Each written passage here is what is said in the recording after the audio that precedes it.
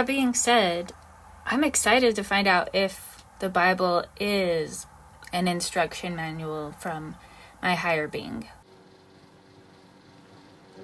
Good morning. Welcome to our Bible study session. My name's Shantae Killian. I'll be your host. Today we're looking at Exodus chapter 3, verse 14. And God said unto Moses, I am that I am. And he said, Thus shalt thou say unto the children of Israel, I am hath sent me unto you. The pronunciation to say I am that I am, the actual pronunciation from Hebrew was Eye Sherieh. The same verse in the New Standard Version of the Bible, it goes like this. But Moses said unto God, If I come to the Israelites and say unto them, The God of your ancestors hath sent me unto you, and they ask, What is his name? What shall I say to them? God said to Moses, I am who I am.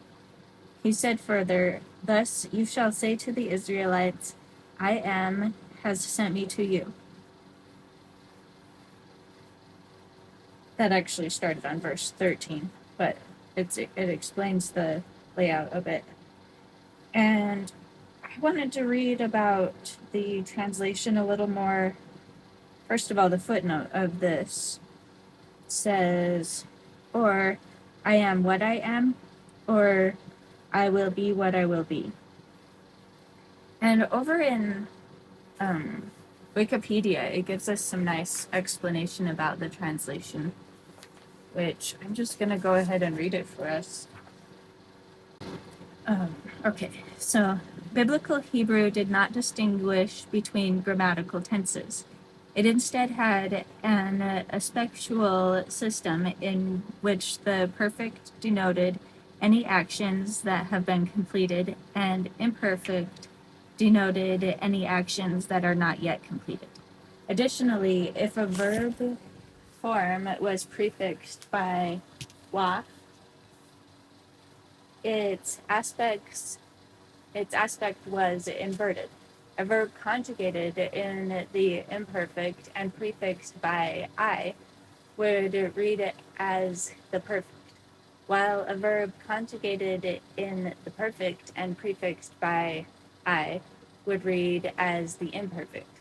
The word ehyeh is the first person singular imperfect form of ehyeh, to be, which in modern Hebrew indicates the further tense, I will be.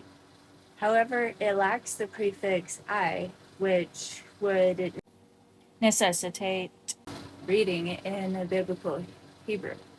It therefore may be translated as I am, but also as a modal form such as I may be, I would be, I could be, etc. Accordingly, the whole phrase can be rendered in English not only as I am that I am, but also as I will be what I will be, or I will be who I will be, or I shall prove to be whatsoever I shall prove to be, or even I will become what I will be. And then further, it says the word ehyeh is a relative pronoun whose meaning depends on the immediate context. Therefore, that, who, which, or where are all possible translations of that word.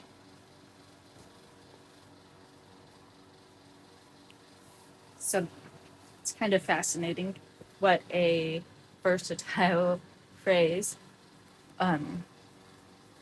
all of the words of his name are. Before I move on from Wikipedia, let me read the other views. In the Hindu Advaita Vedanta, The South Indian sage Ramana Maharshi mentions that of all the definitions of God, none is so indeed well put as the biblical statement, I am that I am. He maintains that although Hindu scripture maintains similar statements, the Mahakyas, these are not as direct as given in Exodus. Further, the I am is explained by Sri Nisargadatta Maharaj as an abstraction in the mind of the stateless state of the Absolute, or the Supreme Reality, called Parabrahman. It is pure awareness, prior to thoughts, free from perceptions, associations, memories. Prahabhaman is often considered to be a cognate term for the Supreme Being in Hinduism. Let me give a little bit of context for this verse. Who was Moses? He's an Israelite and a Hebrew, and at this time they were under the command of the Egyptians, and they were being forced to work for them. The Egyptians were kind of afraid that they were that others were going to overpopulate. And so they make them into slaves, but also they decide to kill the male children. Only women, only girls can live. And so there's a command to throw the baby boys in the river. What happens for Moses is his mother hides him for 3 months, and then finally she can't anymore, and so she puts him in a little basket and sends him down the river. And his sister is watching the whole thing to see where he ends up. And so at this point, the Pharaoh's daughter and her maids are out in the water, like just bathing and stuff, and they find the basket, and she takes compassion on the baby and wants to raise him. And they can tell that the baby is supposed to be killed and stuff, and that's why it's even in the basket. They know it's from a Hebrew person.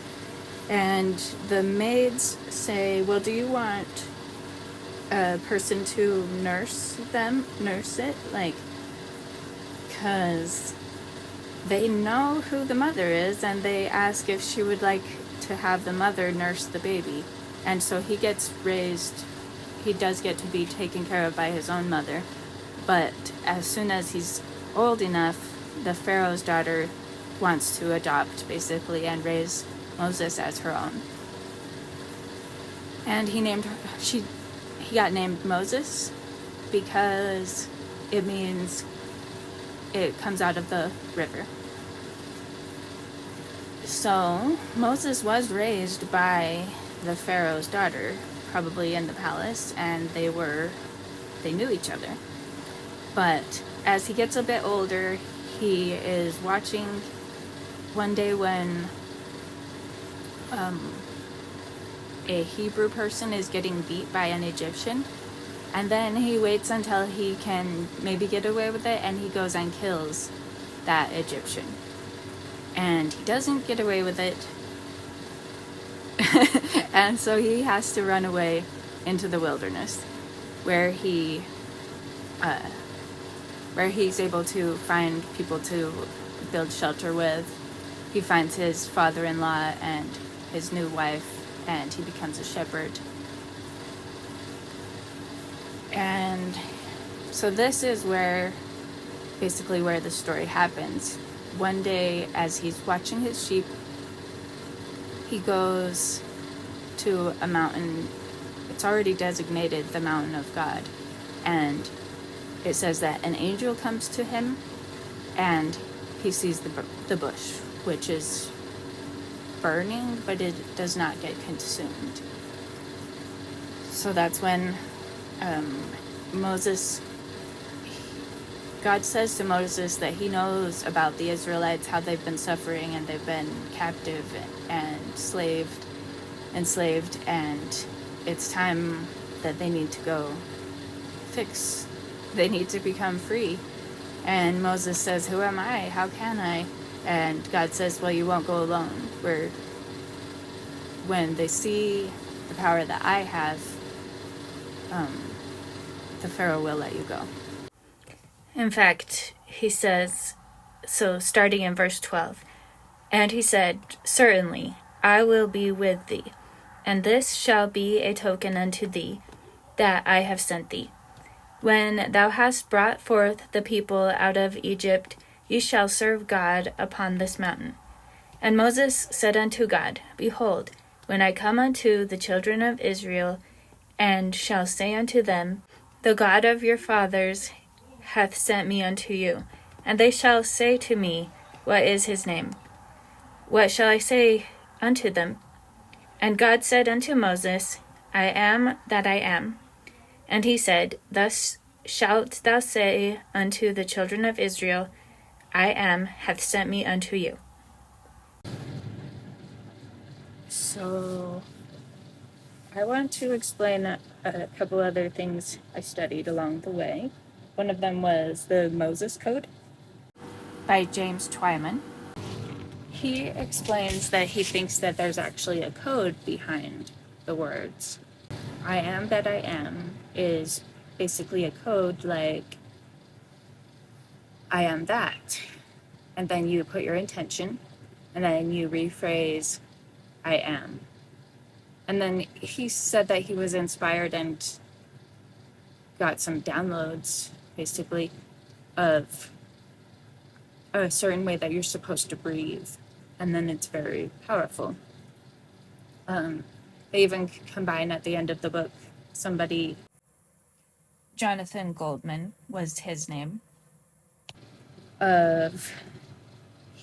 he does the numerology and apparently the tones for the numbers of the words in Hebrew. Not just I am that I am, but the actual Hebrew, Ehyeh, Eshyeh, Ehyeh, is very powerful words and tones for healing and just for general well-being. There's a meditation on YouTube that Wayne Dyer did that was really beautiful and long, and he helps you kind of get the method of the breathing in and the breathing out. And I am that I am. As well, in James Twyman's book, he reads it himself, and he goes through the chapters and gives examples of how to do it. So I recommend checking that out. I guess I want to explain something else that I felt. I was just looking for my own download about it, and I went for a walk and pondered, and the idea came to me about Rene Descartes, and he had his Latin phrase, cogito ergo sum, which, of course, that one means I think, therefore I am. And for me, I was thinking, I am that I am. What if I was to change one word? I am awareness, therefore I am. Like, I am that I am. Kind of like, because I am, I am. Because I am the dreamer, then everything is here. Yeah, so if, and so that one's just kind of a way about awareness. I am that I am. But, so there's a little, I guess it's a versatile verse, could be used as a code of how to manifest what you're wanting. could just be something about your own awareness that you are everything. So I was thinking about this verse and the psychological drama, and I've read a couple people's ideas and interpretations about the chapters around this verse and whatnot, and I was kind of feeling annoyed. Nothing really was clicking, but I was in the shower just now and like pondering on it again, and I said, well, maybe I'll just have to make up 6 videos at once instead of releasing this one right away. And as I unfold more of the whole book, then the psychological drama will start to come together. And I'm like, because there's no psychological drama here, and then like in my mind I get the idea, except for the obvious one, which is if it's a message from me, since I'm the one creating this reality, what if it's a message from me? And since there is no time, so if I'm saying I am that, I am, and you just look at everything that you have created by the things that you have been consistently thinking. So maybe that's what it actually is. So that's part of the psychological drama of the words. I am that, I am. I am that. I'm this and that. It's kind of like a dream. Like they're all me. There's this one, I'm going to share a funny story real quick. I was dreaming about my brother and I having a really good conversation, and we started laughing, and I was like, oh gosh, my brother, he is so funny. I love that he just said that. He's the funniest person. I wish I could be that funny. And then I woke up and I was like, oh, what? Because that was me. I am the person, I'm all the people in the dream. Yeah, just looking into how it could be.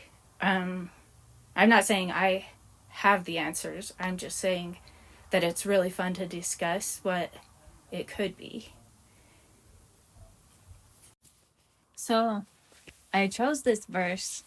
It's kind of obvious, I think, because of the phrase I am being what we start all our affirmations with. And now we know that our words are creating our reality. So you don't say your affirmations in the future tense. You got to say it in the present. I am abundant. I am beautiful, whatever. And so this phrase seemed like a really obvious one if we're going to look at the Bible as an instruction manual. And I think we're going to uncover that God, so Neville points out that everybody in the Bible it's just a drama of the unconscious mind, and God wants to be God like is nothing, and then it wants to be a person and awareness and stuff. And so when you have an idea or a wish and then you can't complete it, then the Father gives it. And Neville explains that the Father is the subconscious mind and man is conscious mind. From Neville's book, Prayer, The Art of Believing, he says, the subconscious is the most important part of consciousness. It is the cause of voluntary action. The subconscious is what a man is. The conscious is what a man knows. I and my Father are one, but my Father is greater than I. The conscious and subconscious are one, but the subconscious is greater than the conscious. I of myself can do nothing. The Father within me, he doeth the work. Anyway, back to what I was saying with the affirmation and why it's so obvious. Using the Moses Code as a reference and the way that it's a code, that this is the way to manifest. I mean, I believe that whatever you believe is what will manifest. That being said, I'm excited to find out if the Bible is an instruction manual from my higher being, from my subconscious. If it is a psychological drama and it's been given to us, I want to try to understand why. What lessons can we get out of this? Honestly, I guess the phrase I am, it's just always been here. It's just very obvious. I am. How do you describe yourself? And how do you describe anyone? Our words are very powerful. I hope you've enjoyed this month's Bible study. That verse again was Exodus 3:14.